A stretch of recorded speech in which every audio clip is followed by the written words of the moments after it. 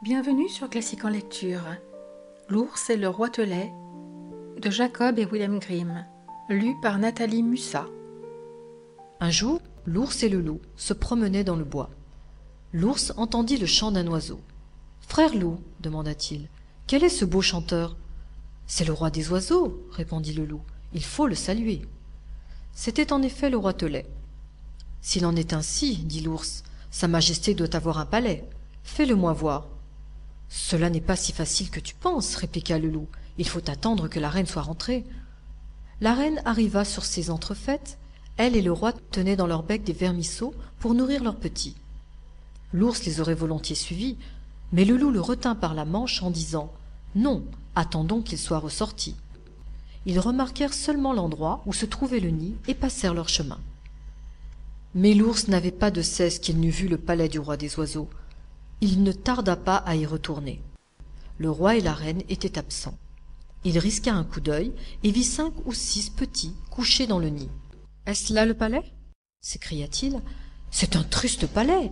Et pour vous, vous n'êtes pas des fils de rois, mais d'ignobles petites créatures. » Les petits roitelets furent très courroucés en entendant cela, et ils crièrent de leur côté. « Non, ours, nous ne sommes pas ce que tu dis.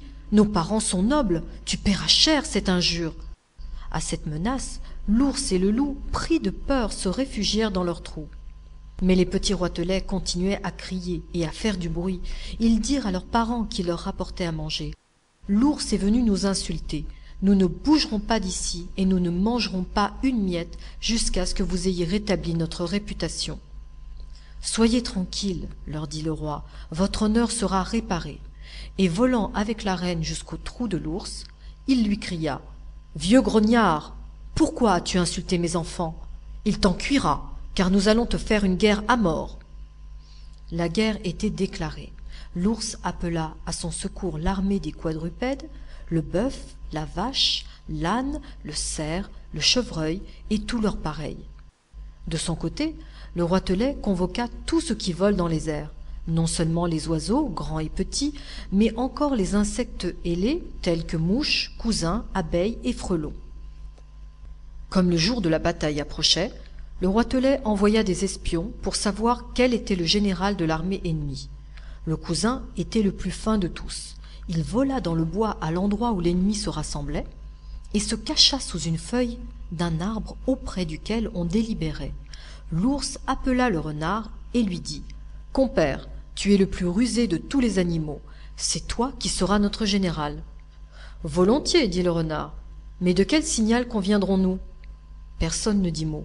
« Eh bien, continua-t-il, j'ai une belle queue longue et touffue comme un panache rouge. Tant que je la tiendrai levée en l'air, les choses iront bien et vous marcherez en avant. Mais si je la baisse par terre, ce sera le signal du sauve-qui-peut. » Le cousin, qui avait bien écouté, revint raconter tout de point en point au roitelet. Au lever de l'aurore, les quadrupèdes accoururent sur le champ de bataille en galopant si fort que la terre en tremblait.